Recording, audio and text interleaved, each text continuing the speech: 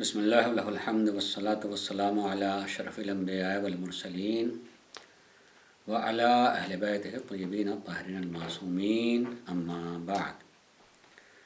ماہ رمضان میں موضوع کے لیے ہم نے عنوان منتخب کیا ہے انسان اور انسانیت۔ انسان ہم عام طور سے شکل صورت ہی سے جانتے ہیں کہ انسان ہے، صاف ستھرا ہے۔ اللہ تبارک و تعالیٰ نے انسان کو جب خلق کیا ہے تو اپنی اس خلاقیت پر ناز کیا ہے۔ فتبارک اللہ احسن الخالقین، بابرکت ہے وہ ذات جس نے بہترین مخلوق کو خلق فرمایا ہے۔ انسان ظاہر میں جیسا لگ رہا ہے، انسان کو امید ہوتی ہے کہ باطن بھی اس کا ویسے ہی ہوگا۔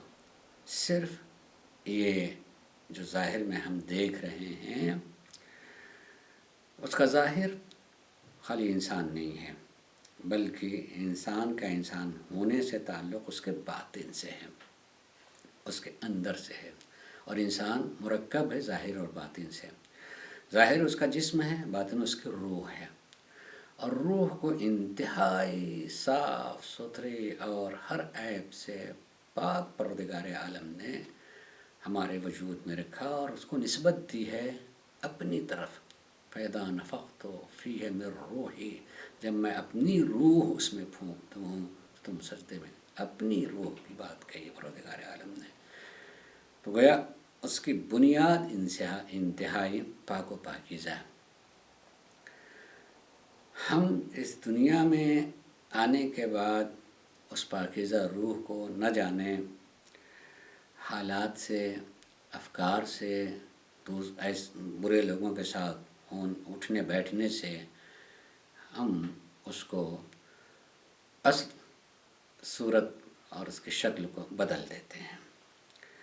میں آج صرف اتنی بات بتاؤں کہ اللہ تبارک و تعالیٰ نے ظاہر جتنا اچھا خلق کیا ہے اس سے بہتر چیز اس کے باطن میں روح رکھی ہے، اور وہ جو ظاہر ہے وہ تو زمانے کے ساتھ ساتھ بدلتا رہتا ہے۔ بچپنے میں اور شکل صورت ہوتی ہے، جوانی میں اور شکل صورت ہوتی ہے، اور بڑھاپے میں اور بدل جاتا ہے۔ ایک زمانے میں کشش ہو سکتی ہے، ایک زمانے میں اس کے کسی طرح کی کوئی کشش نہ ہو، مگر روح کو اگر دیکھا جائے تو روح کی ایک کیفیت ہوتی ہے، روح کی کیفیت ایک ہی رہتی ہے۔ اس کو آپ جوان روح یا بوڑھی روح یا بچپنا کہیں، ایسا نہیں ہوتا ہے۔ روح اپنی جگہ روح ہوتی ہے، اور اس روح کو مسلسل غذا کی ضرورت ہوتی ہے۔ ماہ رمضان اگر دیکھا جائے تو ماہ رمضان روح کی تعمیر کے لیے ہے۔ کسی اچھے اور خوبصورت انسان کو دیکھ کر کے جیسے انسان کی توجہ اس کی طرف ہوگی، اسی کے ساتھ ساتھ لاشعوری طور پر اس کے باطن کے بھی اچھے ہونے کی بے انتہا امید ہوتی ہے کہ اس کا باطن بھی اتنی اچھا ہوگا۔ لیکن اگر باطن کے اعتبار سے برا ثابت ہو جائے تو آدمی کی توجہ پھر اس کی طرف سے ہٹ جاتی ہے، اتنا اس طرف متوجہ نہیں ہوتا، اس لیے کہ جان رہا ہوتا ہے، دیکھ رہا ہوتا ہے کہ اس خوبصورت شکل کے اندر جو ہے حیوان بیٹھا ہوا ہے، آدمی اس سے بھاگنے لگتا ہے۔ ماہ رمضان یقیناً جو ہے انسان کو انسان بنانے کے لیے ہے۔ میں ایک جملہ عام طور سے دہراتا ہوں کہ اللہ تبارک و تعالیٰ نے انسان کو کامل نہیں پیدا کیا، کامل بننے کے لیے پیدا کیا ہے۔ اور ماہ رمضان میں اللہ تبارک و تعالیٰ نے ہماری میزبانی کی ہے اور ہمیں مہمان بنایا ہے۔ اور اگر اس میزبانی اور مہمان کے اعتبار سے دیکھیں تو مہمان بلا کر کے اللہ ہمیں بھوکا رکھتا ہے، یہیں سے فکر کی ضرورت ہے۔ اور وہ ضرورت یہ ہے کہ جسم کو مہمان نہیں بنایا پروردگار عالم نے، روح کو مہمان بنایا ہے، روح کی تعمیر کے لیے اللہ تبارک و تعالیٰ نے۔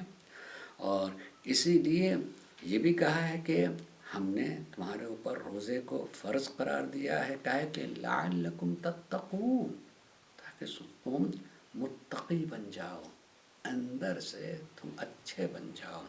اگر یہ کیفیت ہو، اتنی بات تو کم سے کم سننے کے بعد ذہن میں بات آتی ہے نا کہ جب اللہ نے ہماری روح کو مہمان قرار دیا ہے تو گویا کہ ہماری روح کو بہتر بنانا چاہتا ہے، کمال کی طرف لے کر کے جانا چاہتا ہے، اور یہی انسانیت کی پہلا قدم ہوگا، پہلی منزل ہوگی۔ اللہ ہم سب کو ان چیزوں پر عمل کرنے کی توفیق عنایت فرمائے۔ وآخر دعوانا ان الحمد للہ رب العالمین۔